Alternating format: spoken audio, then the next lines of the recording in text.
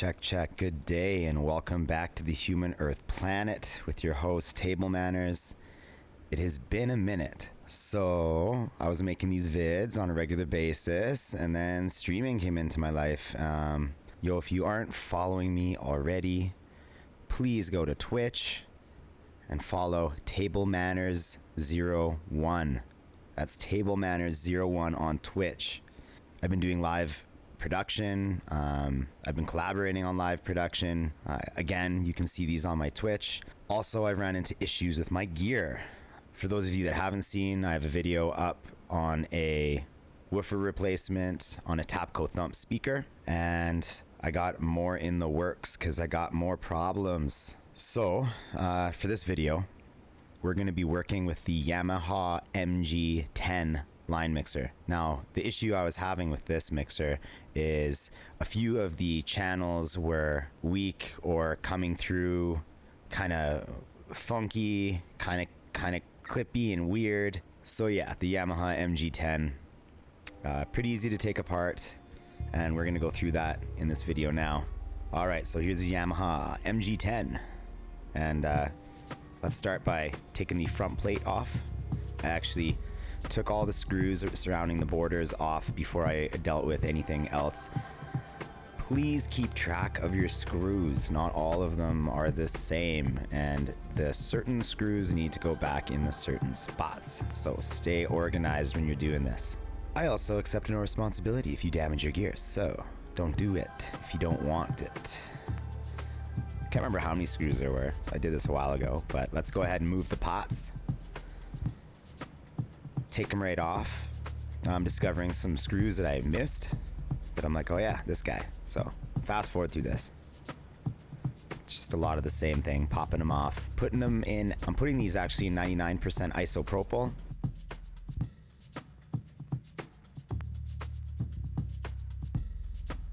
Got to remove the nuts.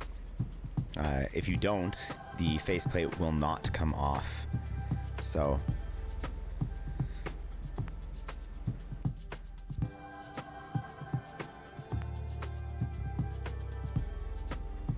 all right, so on the back there, those are the different screws. You put them in a different spot. Keep them organized.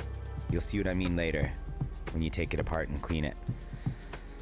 So yeah, I'm gonna go ahead now and let's remove the screws holding the rest of the faceplate together. These ones are also different. Keep them in a separate spot. I just put them in containers, no problem. Pop those off. Taking the nuts off still. Really time consuming. This whole thing is time consuming. Don't you know it?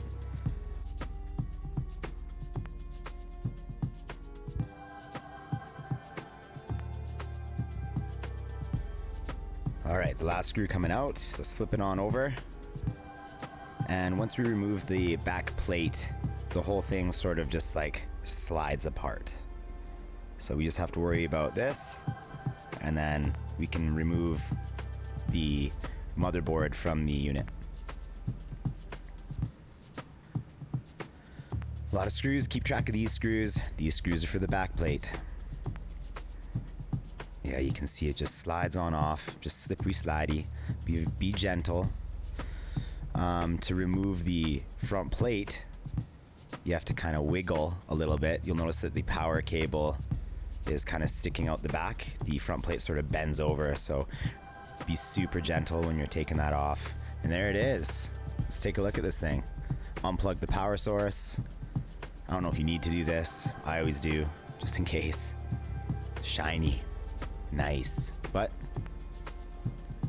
if you look up top, I can see a little bit of dirt. There's the isopropyl, and we're gonna take a Q-tip and clean the whole thing. This Q-tip got dirty. I'm focusing a lot on the channels that were giving me trouble. I'm trying to clean all the contacts to make sure that if dust or maybe something I missed from the first time I took this apart, like from the previous spill, is causing some corrosion. Something to watch out for. I'm doing both sides because I want it super clean, cleaning all the different contacts. I don't know what all these things are. I am not versed. in the language, so my apologies in advance. But yeah, clean. The Q-tips got quite dirty, each one. This takes hours, by the way. So I know it looks like I just did it quick, but I actually took my time over the course of several days and just cleaned it. Clean. Side note, so we're gonna reflow just in case that's the issue. Now I do have a heat gun that has exact temperatures. The one thing with reflowing a board is you don't want to overdo it or your board is done. The idea of a reflow is to bring the solder to its melting point, but just, or is it just over? You get it hot, you get it real hot. And the idea is that everything kind of like melts better back together and the signals that are being sent through are cleaner. So this blow dryer technique, I've heard from a lot of people that this does not work. This felt to me safer than my heat gun because I didn't want to get it too hot. And after several back and forths for a significant amount of time until the board was too hot to touch, and I let it cool, piecing the power source back in there. You know, fingers crossed. Who knows if all this days of cleaning and whatever helped.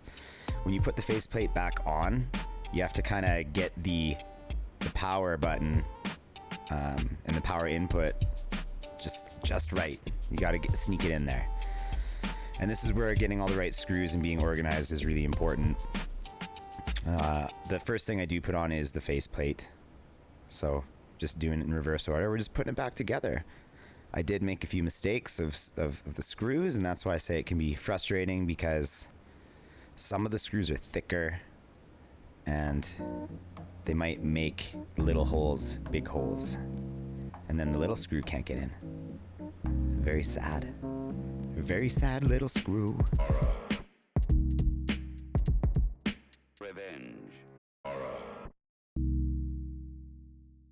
Revenge. I'm putting it back together. What's it gonna do? Putting it back. Oh, there we go. That was it. See, I'm having ish with the power spot because that was the screw I messed up. The nuts go back on. Of course, the pots are gonna go back on, but I do that last. Let's flip it over. Slide those side parts on. You'll see where they go. No problem. The back goes on to kind of hold everything together. Keep track of the back plate screws. You'll also need a couple of different screwdriver heads. The little star guy and the Phillips. Yeah, see? There's the screw. Messed it up, man. Put the wrong one in. No wonder stuff doesn't fit. Yeah, point it out. Those are the ones. Ugh, that takes some time. Well, after that's done, pop it all back. Everything goes back together. By the way, the mat is green because I was going to do some funny green screen stuff with this video, and then I realized that the motherboard is also green, so, and the pots are green, so that ended up not working, but it's still a great mat, the foam mats to use. Let's pop these bad boys back on. So satisfying and clean and like brand new looking. Whew, there it is. That's the whole thing.